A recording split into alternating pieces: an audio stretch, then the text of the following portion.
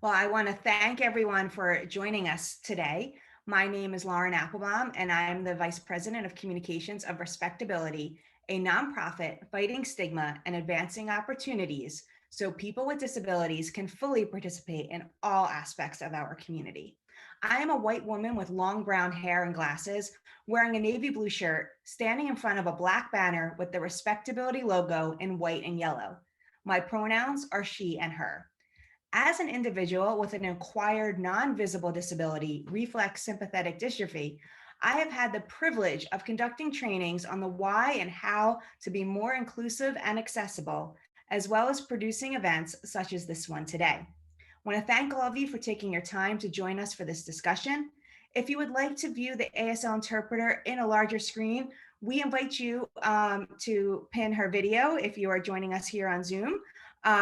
In addition, we will have live captioning done by a real live person that is available in the Zoom app by clicking on the CC button, as well as via your web browser. We're going to post that link in the chat box for you. This panel is live. We will be taking questions from you during the second half. Please add your questions to the Q&A box to do so. If you are watching us on Facebook during this live airing, we'll be monitoring for questions there as well. This panel also is being recorded and will be available on Respectability's Facebook page and website after this event concludes. A higher resolution recording with open captions and our ASL interpreter will be posted and sent to everyone who registered next week.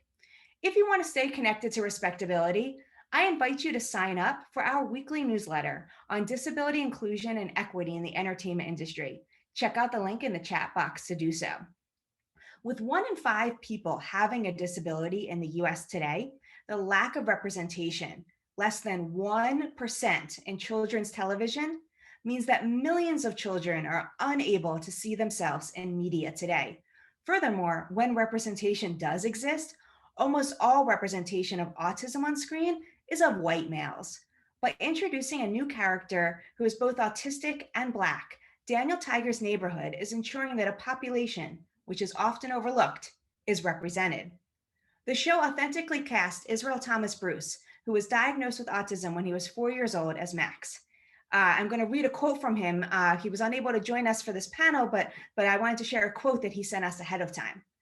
It was exciting to play Max because it gave me the opportunity to help shed light on children living with autism, he said in an interview via email with me last week. I am excited to know that another child can see Max on TV and see himself being represented. I felt at ease playing Max because it didn't feel like I was pretending. I also like that Max looks like me. Today, we will talk about how the character of Max offers an authentic representation of autism for both children and adult audiences alike. As we talked about in a pre-interview, Max can be viewed as a snapshot of an autistic person, as no single representation can represent every single autistic individual. We have some amazing panelists joining us today. Before we hear from the Daniel Tiger team, I'd like to introduce my colleague, Ava Rigahaupt. She is a writer, actress, and advocate for disability and autism representation in the entertainment industry. She also is an alumna of Respectability's 2020 Entertainment Lab for Professionals with Disabilities, and currently is serving as an Entertainment Media Communications Fellow with Respectability this spring. Ava, I hand it off to you. Hi, thank you, Lauren and Respectability for having me today. As Lauren said, I'm Ava Rigahaupt. I'm a Chinese woman with long black hair and bangs. Today, I'm wearing a white button-down shirt, red lipstick, and some silver jewelry. I'm also sitting in front of the virtual Respectability logo background. I'm excited to be here with you all today and the team at Daniel Tiger's Neighborhood. As many of you know, April is Autism Acceptance Month. Many advocates, including myself, emphasize the importance of changing the word to acceptance over awareness. As the Autistic Self-Advocacy Network wrote, awareness is easy. Acceptance requires work. The Autism Society of America explains that words matter, and the word acceptance ignites change. Acceptance is currently the biggest barrier to people on the autism spectrum finding and developing a strong support system. According to the Autism Society of America, 1 in 59 children are diagnosed on the autism spectrum, twice as great as the rate in 2004. The CDC says autism is 4 times more common among boys than girls because a lot of the research is on autistic boys and girls sometimes present differently than boys. It's been said that girls with autism are hiding in plain sight. While autism diagnostic rates in underrepresented communities and access to services is changing, white children are still about 19% more likely than Black children and 65% more likely than Hispanic children to be diagnosed with autism. In the media, disability representation overall is beginning to make strides. Still, only about 3.1% of scripted television characters have disabilities. Actors without disabilities play more than 95% of all characters with disabilities. One show, albeit a little more adult than the one we're talking about on this panel, is another example of breaking the autistic white male mold. It's called Everything's Gonna Be Okay. It's on Freeform and stars Kayla Cromer, an actress on the autism spectrum. Max on Daniel Tiger's Neighborhood and his authentic casting continues to break stereotypes of autism and disability representation in the media and children's entertainment. It's so important for children to learn about their diverse peers in the classroom. I believe through showing disability on TV, shows like Daniel Tiger's Neighborhood can reduce bullying and lead to acceptance and inclusion of autistic children. According to the Autism Society, autistic children are 63% more likely to be recipients of bullying behavior than typically developing peers. Let's change that. Representation matters. Acceptance by our peers matters.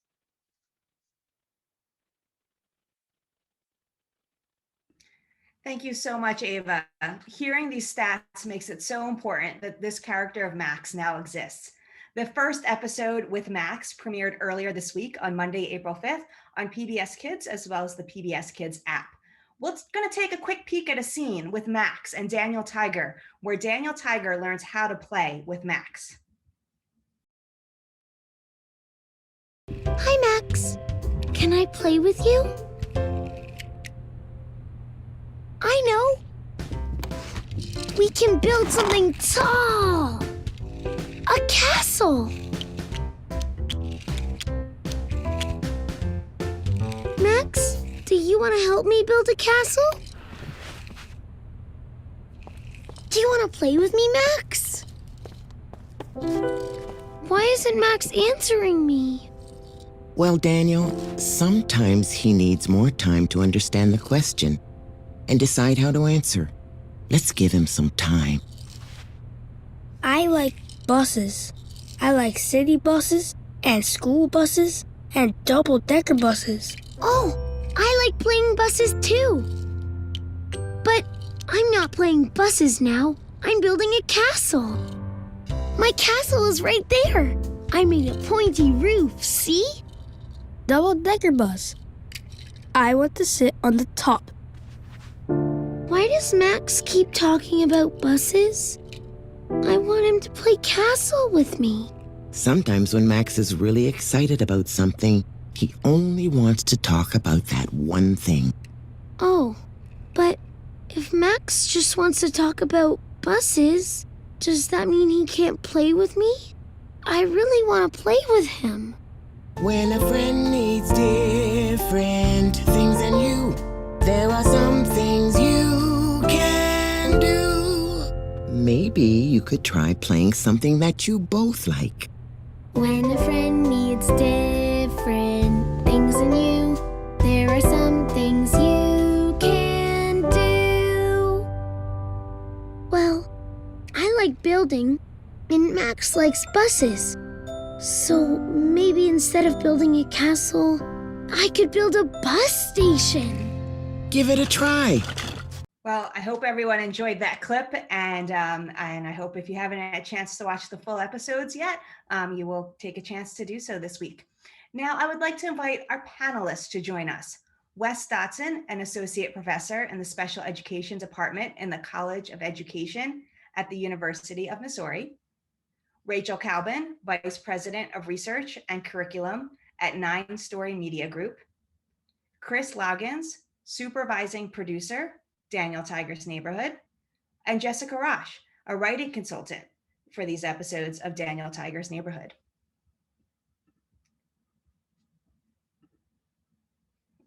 We're going to start with Chris. Chris, you oversee all aspects of kind of TV production, working closely with partners on everything from scripting through final episode delivery and beyond, as well as directing live action segments for the series. An Emmy award-winning producer, you've served as a production manager for many shows that have aired on PBS Kids. Before joining Fred Rogers Productions, Chris served as the development coordinator at WQED, the PBS station in Pittsburgh. He holds a BA in American Studies with a focus on African American history from Kenyon College. So you bring a lot of experience to the show, which pretty much all of our panelists do, which is really great. So Chris, what spurred the team to create an episode with an autistic character? Well, I'll answer that in a second, but thank you for that great introduction. I'm Chris Loggins. I'm a biracial man with, today I'm wearing a blue jacket with a blue button-down shirt, and I have long curly hair with a purple headband. My background is a bookshelf with lots of things, books, and there's a neighborhood trolley back there. But yeah, that's a great question. And like you said, all the panels here have so much expertise, and I want to thank them for helping us bring Max into the neighborhood. And also those comments from Ava were such a great way to ground the discussion. And a lot of what she said is background on why we made this decision and why we wanted to bring Max into our neighborhood. But in addition, it was something that we've been wanting to do for quite some time, we being Fred Rogers Productions and our partners at 9 Story. It's been something we've been discussing, and we knew from the very, very beginning that when we did this, we wanted to do it with great care and authenticity. We wanted to start from the very beginning knowing that this character is autistic and work with people from the community and experts to help us bring this character to life. Another reason is over the years, we've actually heard from children from the autistic community and their families about very personal ways in which the show has been helpful to them. And I think part of this decision is that we wanted to be responsive to all of that feedback and introduce a new character that hopefully even more children who watch our show can relate to. And I think it's important to everyone who works on the show to always be thinking about ways we can increase representation so even more children can see themselves on TV. Definitely. And as many might know, Daniel Tiger's Neighborhood is based on the original characters from Mr. Rogers' Neighborhood. Some of the Fred Rogers production team members worked on Mr. Rogers, and the Fredish approach, which we kind of talked about in our pre-interview, is often mentioned as a way to ask, what would Fred Rogers say about this? How do you think you put the Fredish approach toward explaining autism in this episode? Well, one of the things that we do for every episode of Daniel Tiger's Neighborhood is we consult with a group of child development experts and other advisors who work directly with Fred Rogers. And I think their input is a really big reason the show maintains that strong connection to the Fredish approach. And working with the 9 Story team, the writing team there and all of the production staff, I think has that same sensibility and want to approach everything we do with that same level of care and respect for children. But in this case, I think of a quote from Fred Rogers. He would say, what is mentionable can be more manageable. And in this episode, teacher Harriet says directly that Max is autistic, and she takes the time to explain what that means in child-friendly terms. And I hope that that discussion can serve as an entry point for viewers watching to talk about it and understand what that means a little more and a little bit better. And at the same time, one of the things that I found interesting as we were crafting these stories is our advisors helped us understand that the term itself, the term autistic, might not be easy for young viewers to grasp. So we did spend a lot of time making sure we get to know Max and who he is, his interests, his likes, his needs. And strategy of the episode, that little jingle that is sung throughout, is actually when a friend needs different things than you, there are some things you can do. So in that way, the episode is really about thinking of the unique needs of others And I think those are some examples of the Freddish approach to this episode where we first meet Max. And I think something you said is so important, that Max is a fully fleshed out character. He's not defined by being autistic, as his sole personality trait. And I think that's what makes the character of Max really, really great. In fact, my 5-year-old daughter was watching the episode with me, and she often, when she's watching things with me, she's looking for a disability because she knows the work that I do. And she even said, like, I, what, where's the disability? Like, to her, she didn't see Max as anyone different than her and her friends. And so I think that it was a really great way to kind of show that, we can all coexist. Well, that's wonderful. Thanks for sharing that. I always love hearing the reactions of people who watch the show, and those real responses. And I just also wanted to say that it was just a real joy bringing Max to life and figuring out who he was. We're going to come back to you in a bit, but now I'd like to turn over to Rachel, who's the VP of Research and Curriculum at 9 Story Media Group, an industry leading creator, producer, and distributor of award-winning animated and live action content for young audiences around the world. A child development expert with a master's degree in developmental psychology from Columbia University's Teachers College, Rachel is involved in all projects to develop curriculum-driven brands that enrich the lives of children and families. Rachel has served in key role in the development and success of many shows, including Daniel Tiger's Neighborhood. Rachel, before we get into a little bit more about Daniel Tiger, how did you get into child development research for children's television as a career? Thanks, Lauren. Hi, I'm Rachel. I am a white woman with reddish hair. I am wearing glasses as well as headphones and a beige sweater. I'm a little overwhelmed by Ava's remarks and then Chris's. It takes we were saying before the panel started, it takes 2 years, I think, since we first started talking about this, and that it is actually on air and being talked about with this important group is just, it's a little bit overwhelming to me, how important this is, and just the reactions that we've been getting from Facebook and from the community has been so wonderful. So thank you so much for having us and doing this with us. As far as how I got into this field, it's funny, I was thinking about it the other day, and I have my packaged professional answer, which is true. But I think when I think back further, when I was a kid in the 80s, there was a jingle that said, I don't want to grow up, I'm a Toys R Us kid. And that was me, that was my theme song. And I was not a kid that was rushing to grow up. I wanted to stay a kid. And I think that's where I just continued. And so a lot of my job is to try to stay into the heads of kids. But my professional journey was that I went to Cornell University, and I got to read an article about how Sesame Street bridged the gap between low income and high income kids going into kindergarten. And that was just blew me away, that media could have such a strong influence on such young minds. And so I decided that that was the kind of work that I wanted to be doing. So I went on to work at Nickelodeon, and then I was with Out of the Blue before we got acquired by 9 Story, and got a master's degree from Teachers College in child development, so I could understand their minds a little bit more. But that was my more adult trajectory. Thank you for that. As we kind of talked about, I guess, over the past 2 years, autistic characters are often portrayed as white boys. And it's really great to see diverse disability representation. How was Max's character kind of conceived in terms of trying to buck some of the trends that had been existing? I think it actually started when we were at the Respectability Conference. This was before we had conceived of Max in concrete ways. And I remember hearing in your conference in DC, I think it was 2018, about how there was this lack of representation, about diverse representation for disability as a whole.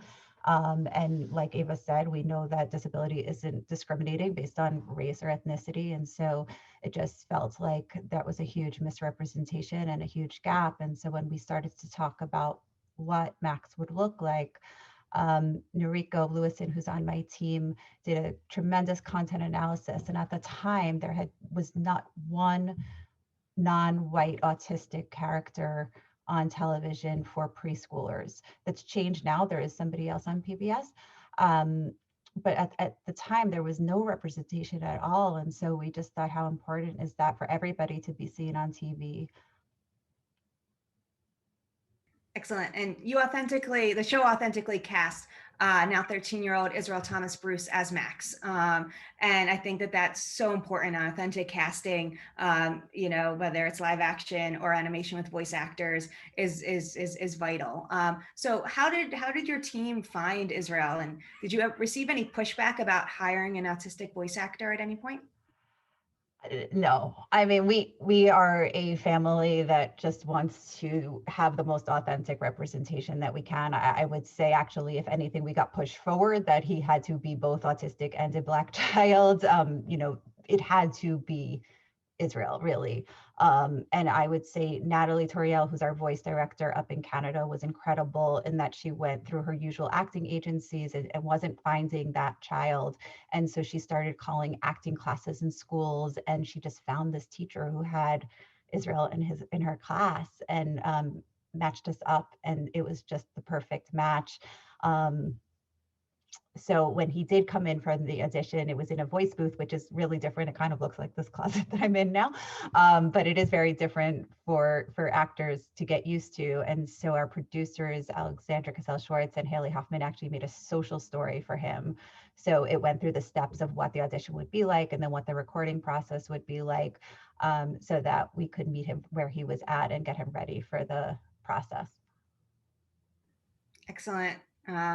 And I know that in taking a look at the variety of social media, around it, a lot of people were asking, was this a character authentically cast? So it clearly is on the top of mind for people. And I think it just makes the character of Max all that more real and all that more important. One last question before we move on to our other panelists.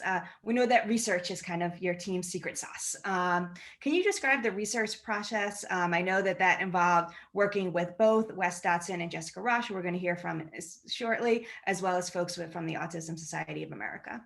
Yeah, sure. So we have a two-pronged approach. We take our stories on early drafts and read them to children, and with a storybook to go along with it. So we did that process in a school and read the story about Max to a group of kids and got a lot of feedback that was then incorporated into the story. But also right from the beginning, we were working with Dr. Dotson, as well as Jessica, as well as the Autism Society, Kristen Roth there. It is really important for us to get that expertise when we're writing. And so Dr. Dotson and I have known each other for a very long time, and he's done amazing research using Daniel Tiger with the autistic community, as well as Jessica was brought to us with a colleague from the JCC Manhattan, and it was just such a wonderful partnership. And then you led us to Kristen Roth, and so they got to review scripts, character design, animatics, and which is like a storyboard with voiceovers on it, just to make sure that all of our dialogue sounded true to Max's character, and that everything that we were saying about him and how the world was relating to him would be the best practices. Excellent, thank you. We're going to actually move over to Dr. Dotson now. So Dr. Dotson, I know you're an associate professor in special education department at the College of Education at the University of Missouri. After earning his PhD in behavioral psychology in 2010 from the University of Kansas, he spent 10 years at Texas Tech University and the Burkhardt Center for Autism. He has spent more than 19 years in special education and clinical practice, working with individuals with autism and other developmental disabilities of all ages across school, clinic, home, community, and residential treatment settings. His primary areas of research and practice are social skills, relationship development, and successful life outcomes for adolescents and young adults with autism, as well as preparation of teachers and other professionals to work successfully with individuals on the spectrum. Dr. Dotson, can you talk us a little bit through your work on Max, from character design to ensuring a consistent representation across all episodes? Sure. Thanks, Lauren. And hello, everybody. My name is Wes Dodson. I'm a white man wearing glasses with a full beard. I've got on a blue shirt and a gray tie, and I'm sitting in my home office with my two white labs at my feet. Even though you can't see them, they say hi. I got involved with Daniel Tiger in a kind of roundabout way. I was the director of an autism center at Texas Tech University, and a couple of my colleagues, Eric Rasmussen and Melinda Caldwell, reached out because they were working with Daniel Tiger's neighborhood with kids in daycares and preschools to kind of understand how they responded to the show. And they've been hearing reports that kids with autism really seem to engage with and enjoy Daniel Tiger's neighborhood. And they said, well, what does that mean? Can we use that basically? So I've spent several years now investigating how kids with autism respond to the show and what parts of the episode might gather their attention or whether or not they can learn skills from the show. And that led to these discussions as Max started to take form, that I was incredibly honored and privileged to be able to give some feedback on the development of the character. And I really kind of joke, I see my role as being the detail guy. I'm looking for continuity stuff and just making sure the little, aspects of Max's personality that maybe he always covers his ears or he always goes this direction versus that direction is just consistent across episodes and consistent with what we know about autistic folks and how they would tend to respond in a situation. And I think the most exciting part of this is it's come from a place of Max first and seeing that he's a person and this is an aspect of his personality and who he is and his strengths rather than a place of disability and trying to show the struggles. It's more just showing the difference and how that can come to the table and be welcomed and included in the community in the neighborhood. So it's been a really exciting process. Like Rachel, it's amazing that it's been a couple of years now and we're already multiple more episodes into that sort of process now that this first one's just come out. But I really see it as Max is such an amazing character because he is such a different character than has traditionally been put on the screen for someone who's autistic. And you mentioned that you've worked with Fred Rogers Productions for years. Can you talk a little bit more about your early work with the show and whether that influenced Max or not? But I think, some of it is separate, but also very, very interesting. Mm-hmm. Absolutely. So as I said, I got directly involved because I had colleagues who just asked me, do we think Daniel Tiger's Neighborhood, does something unique for kids with autism? And actually the very first thing I did was I took a DVD of the show into a respite event where there were 30 kids with autism and their siblings. And I just put it on a TV in the middle of the room and turned it on. Wanted to see what was going to happen. And of course, most young kids are hopping around and playing and doing things that little kids do. But there were a few of them that just plopped in front of the show and were enthralled and clearly just absolutely enamored of the show. And that's not what I would call a normal response for a room full of kids. To see the kids get drawn in like that and to be really deeply focusing on the show. And what we found in the years since is that that's one of the big predictors of how kids respond to Daniel Tiger's Neighborhood, is that when you have that initial response, when kids react to the show in a way that they're interested and engaged, then those are the kids that when their parents talk to them about the show or as the show's teaching skills, they're the ones that are going to learn. They're the ones who are most likely to respond to that show. And I think that's where representation matters. We know that one of the things that drives whether kids are interested in the show is whether they see themselves in that show, whether they feel like they can relate to what's going on there. It's a place they've seen. And so that's where my current research in this is going, is just looking at, now we're starting to look at other shows as well to see if there's something unique about Daniel Tiger's Neighborhood and can we predict preference, and then helping parents learn how to use that interest in the show to teach their kids and help bring the skills from the show out to the real world. 100%. I think something that is kind of the core at the work that I do is everyone wants to see themselves represented on screen. And I love when there is research to back things up like that, because some people, you might know that, hey, this is the right thing to do, but when the research exists, it's so much easier to convince people why and to actually make a change. So thank you for the research that you were doing. Now, while having an expert like Dr. Dodson is really important, it's also important to have Autistic Consultants on board as well. And so Jessica Rush has served as a writing consultant on several episodes of Daniel Tiger's Neighborhood that introduced this new character of Max. In addition to her work on the series, she is on staff in the Human Resources Department at the Mount Sinai Health System. In her free time, she enjoys writing, reading, and spending time with friends from Adaptations, a community-based group. Jessica holds a BA in sociology from Hunter College. Jessica, thank you so much for joining us today. Can you talk a little bit about your experience consulting on these episodes? What type of advice did you provide? I am a white woman wearing a blue top with flowers on it. I provided advice on how Max should act, and I wanted him to be as authentic as possible. I was looking at how he would respond to different situations, stimuli, and the other characters on the show.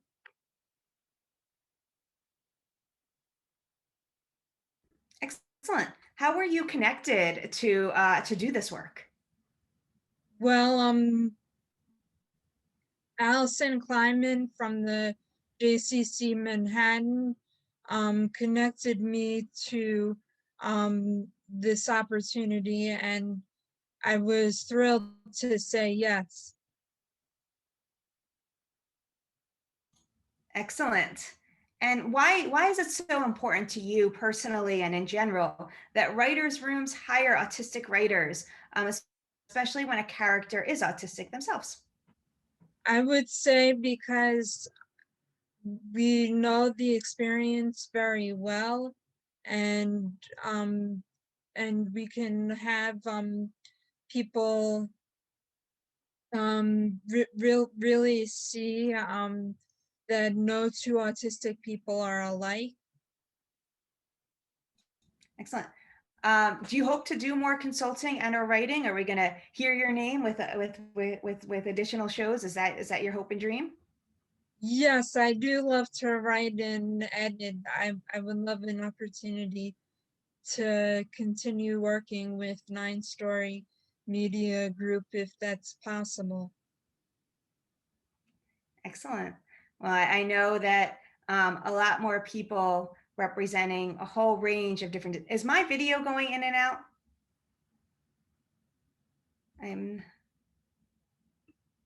Okay. Thank you. The next question is for both Dr. Wes Dodson as well as Jessica Rosh. In addition to watching this episode, how do you recommend parents or teachers can explain autism to non-autistic children? I would say that it's a difference, but ultimately we make the best of friends. People should just get to know us, our interests and our sensitivities and stuff like that.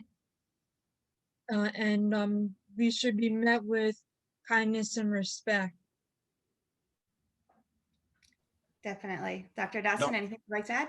I don't think I can improve on that answer, Jessica, but I would just say one of the things I really try to do when talking about folks on the spectrum is just say that it's a difference. And a lot of the things that are characteristics of autism can be great strengths if we learn to see that and accept that. And, I say, that they're very honest, very literal, very clear, often in their communication. And they have the same kinds of preferences and desires that everybody else has. It's just a matter of learning how to communicate and provide different supports, but that's no different than what everyone needs. We all have different preferences, some people like loud environments, some people like quiet environments, some people like a lot of people in the room, some people like too few people, too few. See, there's my preference. Too few people in the room, I get uncomfortable.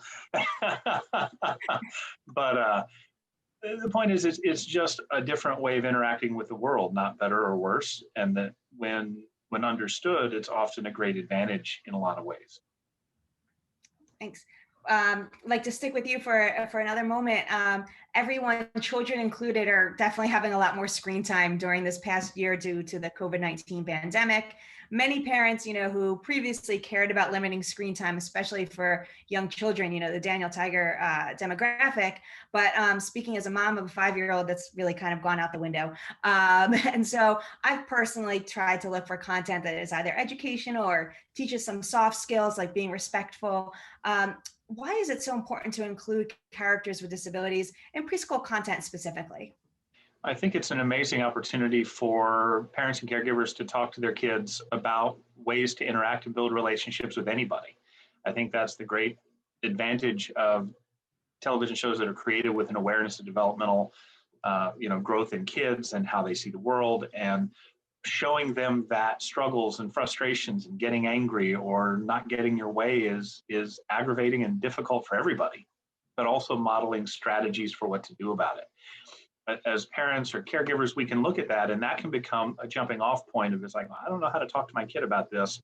But if there's an episode that covers it, then we can talk about Daniel Tiger and we can talk about what he did. Or is there a time that you feel like you felt that way, or that you've seen me do that? And could we do what Daniel Tiger did? And so it's this jumping off point to help them anchor, hey, this is the character I like, and if they can do it, I can do it.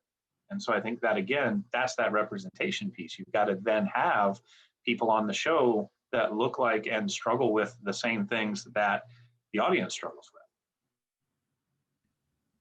Most definitely. I think one thing that is, such a signature thing from Daniel Tiger are the little songs that kids learn, parents learn, and that can really make that huge, huge difference. Rachel, something that you shared on a previous panel with us last summer that kind of talked about the importance of disability representation in preschool content in general was that, having a personal connection to the disability community. Oftentimes stories involving disability inclusion are developed due to someone on the back end having a personal connection. What do you want, give me the opportunity to kind of share, why is this important to you personally? Yeah, sure. I think I shared back in the summer about several relatives of mine who had disabilities, and my brother is autistic, and so this was really personal for me.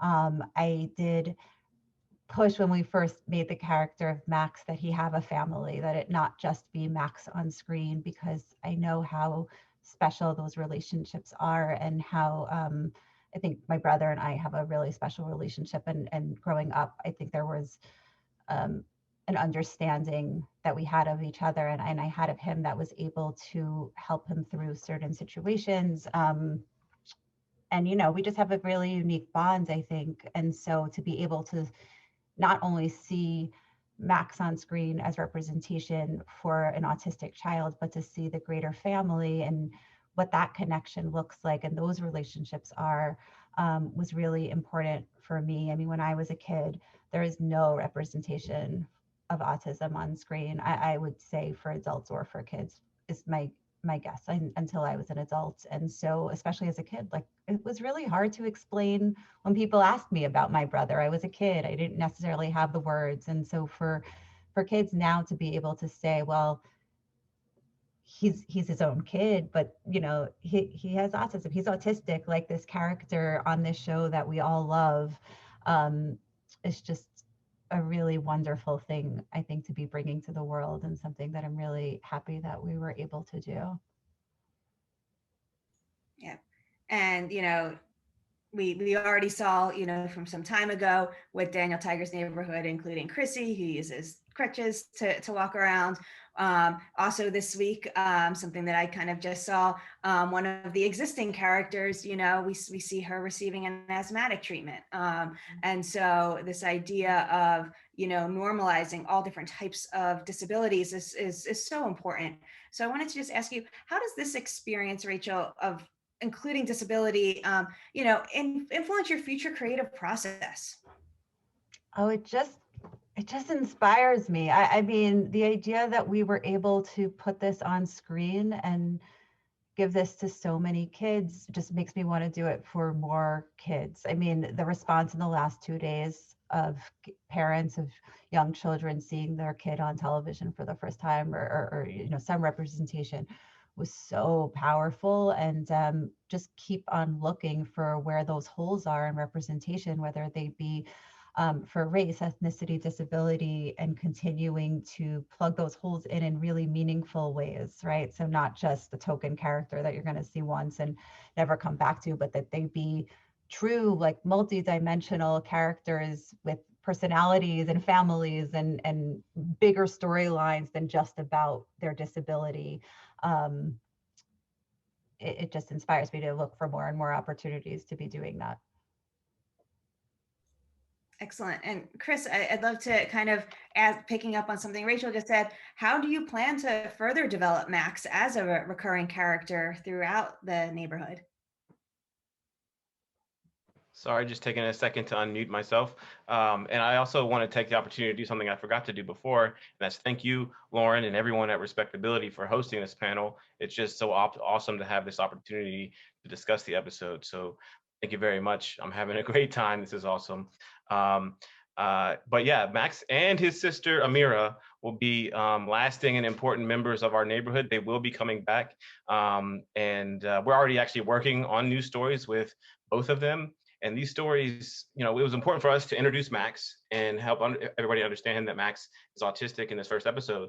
These other episodes aren't necessarily about that. They're just, you know, normal episodes of things that are happening in the neighborhood of make-believe, you know, and in that same vein of, you know, social emotional learning. So we're just really excited about that.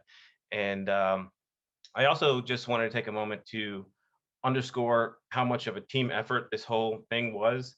And, you know, just say again about how we chose to work with Dr. Dotson and Jessica and Autism Society.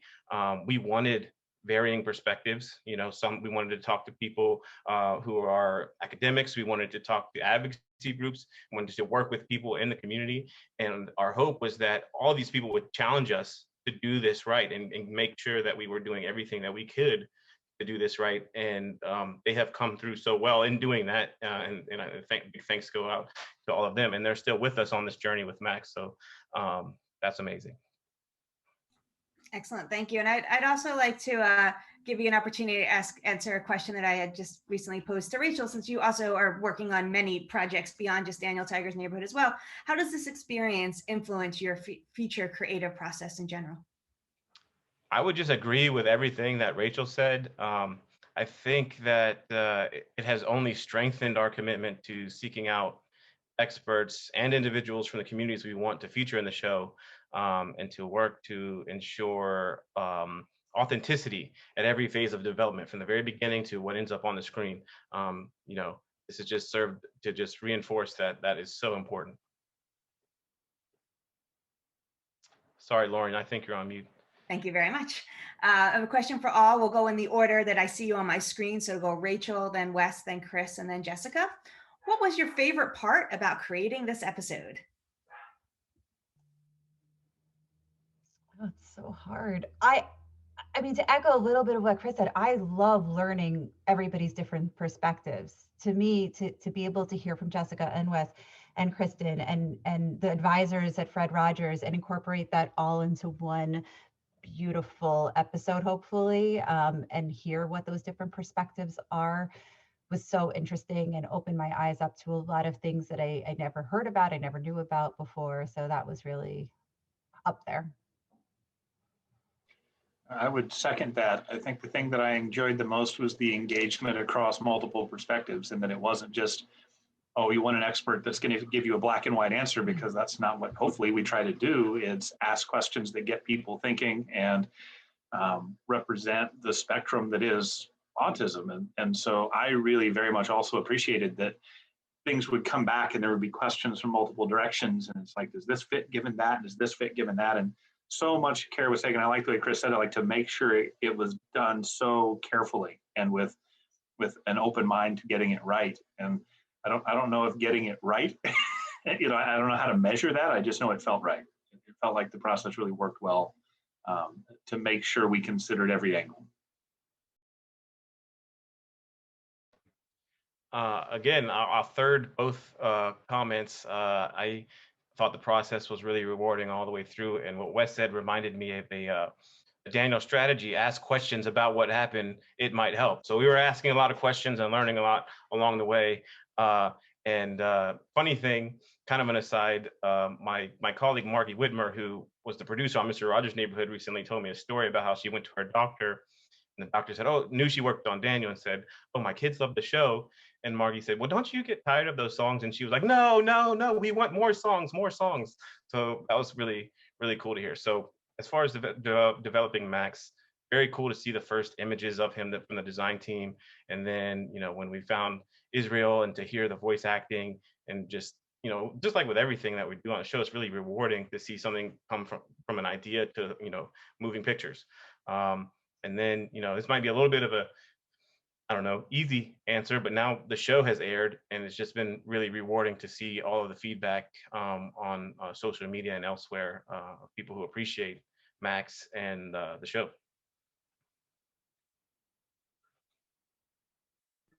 Excellent. Jessica, what was your favorite part about working on this episode, or the I character? would say it was saying that in one part of the script it said that loud noises hurt Max's ears. They don't an earache hurts, but loud noises don't really hurt someone's ears.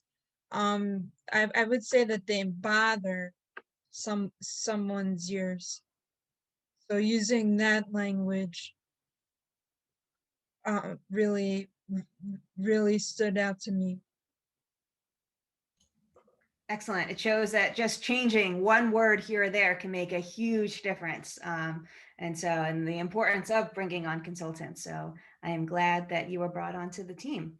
Now I'm going to invite the audience to ask questions. I'm going to invite Ava to join us as well for the Q&A, in case if you have a question that should be directed at her as well.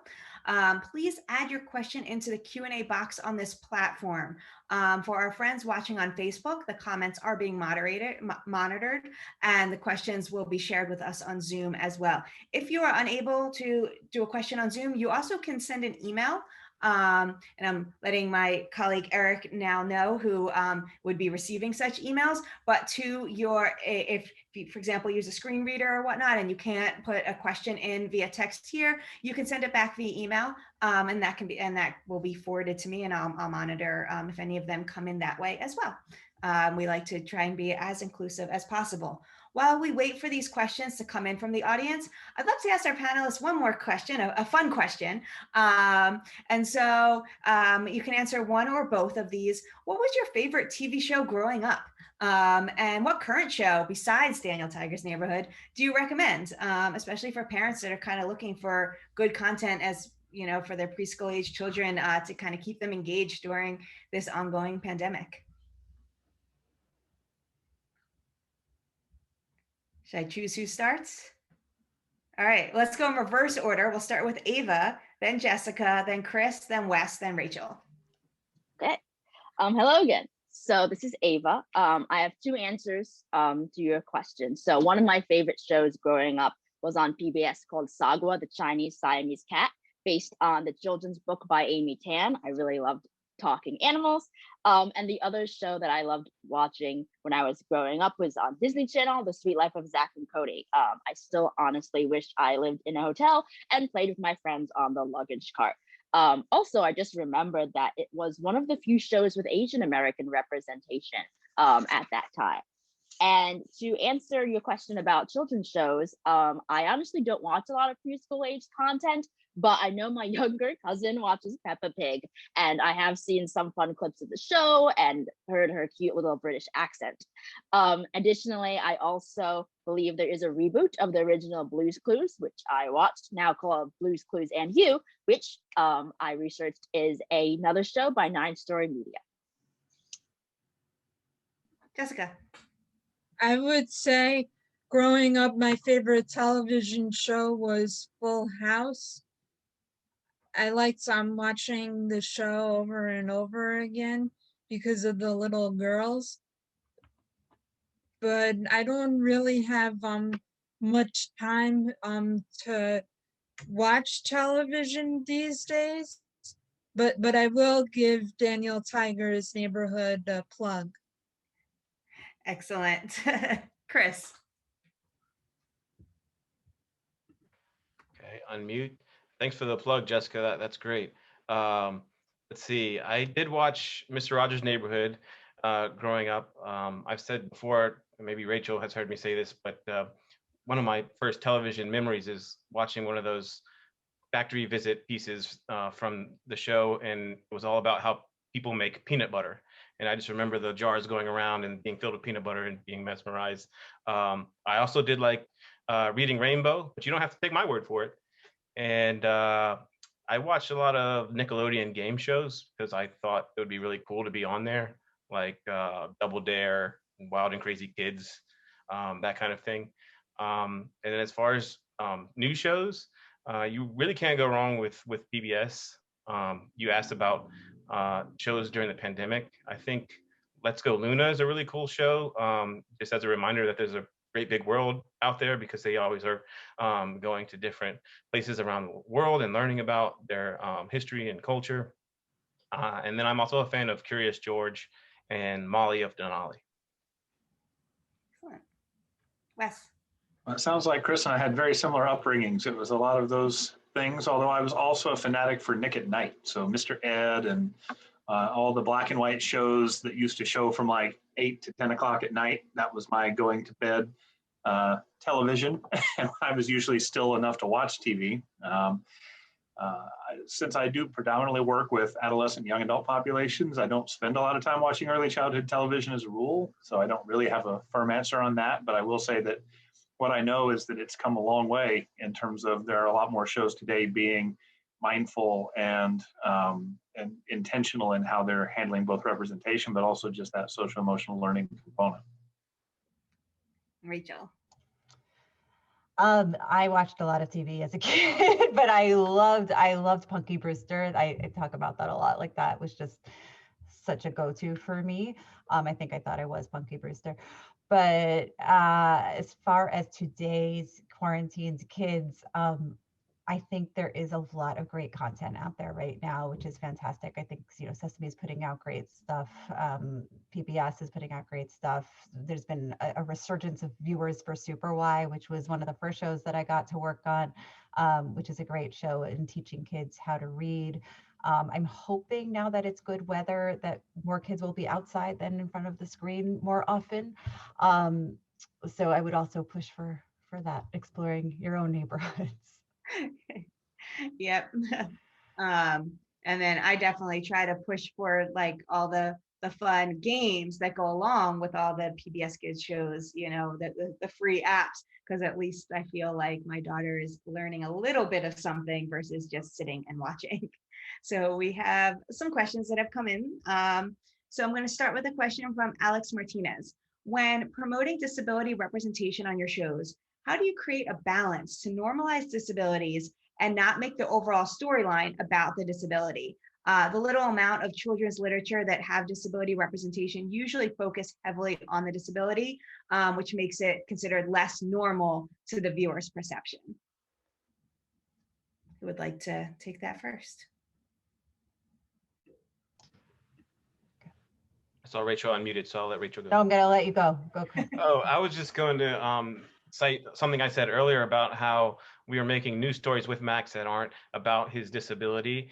And also, if you look at Chrissy in our show, it takes some time to introduce somebody and learn who they are and about them. But once they're established, they just come back in episodes and they're just one of the friends. And that's the approach that we take to it. Now, this week is the first time people are meeting Max, so it might feel like it's a little bit limited right now. But we are, again, working on these stories where, for example, I don't want to give too many things away, but, Max is just doing fun things in the neighborhood with the friends. It's not about his disability. And that's what we try to do is with all of these characters is make sure that they are fully formed people and integrated into the group of children in our show. So that's just one thing I would say about that from the Daniel Tiger perspective. Yeah, I would add to that. I saw that on the PBS video app, they've already put up a second episode that has Max in it. And it is not about Max's disability. Max is in the playground with Daniel, and he is playing the xylophone and he loves music. And the strategy is used on the other kids. He is there as a friend. And so right away, we knew that that was important to put out there so that it's not just focused on the disability, like so much of literature, I think, is sometimes. And also, you know, when we set out to make a new character in any of our shows, we want to know, you know, who are they in every respect? So what's their favorite books to read? Like, what are they loving to play with? What kind of music would they listen to? Things like that. So if we know that from the get-go, it's easier for us not to have just to focus on the disability. And I want to thank Rachel too for pointing that out, that that episode is already up. And that was like a conscious production decision too, to make sure that we were doing 2 episodes so we could run, you know, the first one where we first meet Max, and he's already back in another episode that is about something totally different. Excellent. That is such a best practice that I hope any children's content creators that are watching this panel right now will kind of take to heart, and in terms of, and I know that it's something that is on the top of mind for many creators now, which is a really great thing to see. I'd like to turn to a question from Christine Hill. She says that she is so impressed with this work and wishes that this show and its characters existed when her now young adult children, all of whom have disabilities, one with autism, were younger. To see kids like themselves would have gone so far to support their sense of themselves and to reduce the stigma surrounding disability. Her question is around the order of the consultation process. At what stage in the development, at what stage do you bring the consultants in? I mean, right in the beginning, right? Like we were speaking with Jessica from the get-go, Wes as well. You know, who was this character going to be? What was his disability going to look like on screen? For us, it's really important to know that early on, so that we're writing with the true character in mind, and it's not just writing and then fixing. I think that's how you get to authenticity, really. So, you know, we try to bring into consultants as early as possible. Excellent. And another question I think is for you, Rachel, from Hannah Pikus. I apologize if I mispronounced your last name. Did you test the storybook with kids as well? We did. We tested the storybook with kids. I will say we tested it in a mainstream classroom. I do not know, to be very honest, if there were autistic children in that classroom. There wasn't a way for me to find out. But that is part of why we worked with these consultants so closely, so that we could have really both perspectives on the script. And then a question for anyone. Mike Hipple asks about kids with autism who are nonverbal. And I think, you know, something that I heard from all of you during pre-interviews was that, you know, Max is a snapshot of one autistic individual, that he couldn't represent every single person. If anyone wants to talk about that, or just, you know, the idea of increased representation of a whole wide variety of disabilities as well, including those who are nonverbal.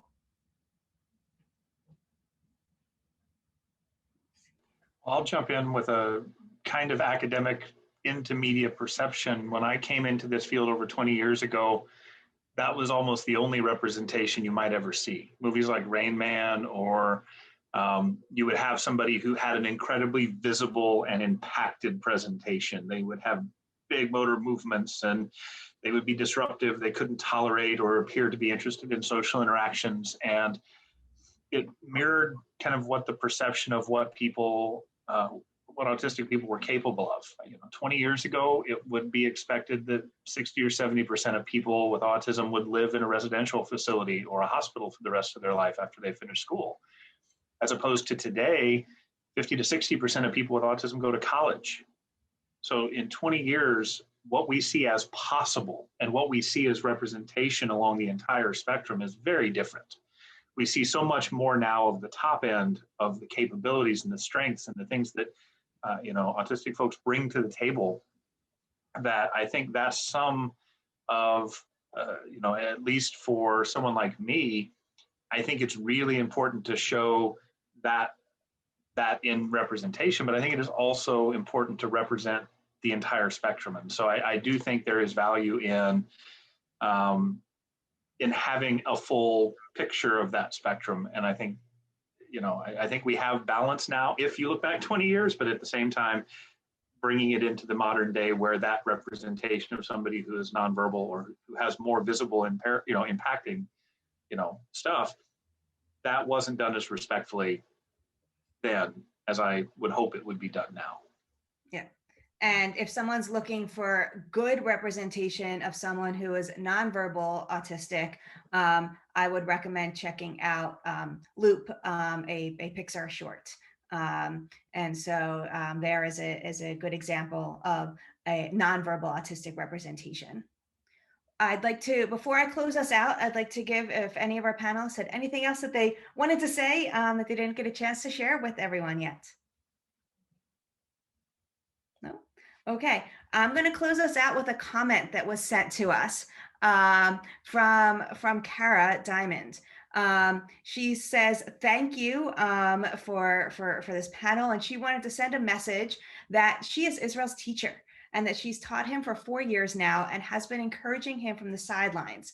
And so she's mentioned that the difference in his life has really been huge from this opportunity of being Max. And that he's very proud and confident, and did have to miss a few classes to go and record, but the entire group was really excited for him. And when he was playing a game, he referred to himself as an actor, which really is a great thing to be able to do for any 13-year-old, to really have an identity of like, I am something. And so also shared that he treated the entire class to a pizza lunch with his first paycheck to thank them for supporting him. Shows the character of Israel as a person. And so thank you, Kara, for joining us and for sharing that. It's really great to kind of hear that perspective. And yes, we are hoping to have more and more people who are autistic and have other disabilities to be able to call themselves a working actor, a working writer, director, animator, producer, etc. So I wanted to share that if you would like to kind of stay up to date on areas of best practice. We have a weekly newsletter that goes out on Thursdays, and we highlight lots of different things, both all the way from preschool to, content for adults, film, television, animated, live action. And so if you're looking for more examples of best practice, I invite you to sign up. My colleague Leslie Hennon has put the link in the chat. We also will send it around to everyone who has who RSVP'd for this event, as well as the recording of this event. If you have other questions that pop up, please don't hesitate to reach out to us. And I just really want to thank all of our panelists, Rachel, Wes, Chris, and Jessica, as well as Ava for your introduction, and Courtney for doing lots of finger spelling for lots of acronyms and names, which is definitely not an easy thing to do, as I kept throwing those in. So, and I hope everyone will get a chance to watch the now several episodes of Max on Daniel Tiger. And I hope everyone has a good evening or afternoon, depending on where in the world you are based today. Thank you very much.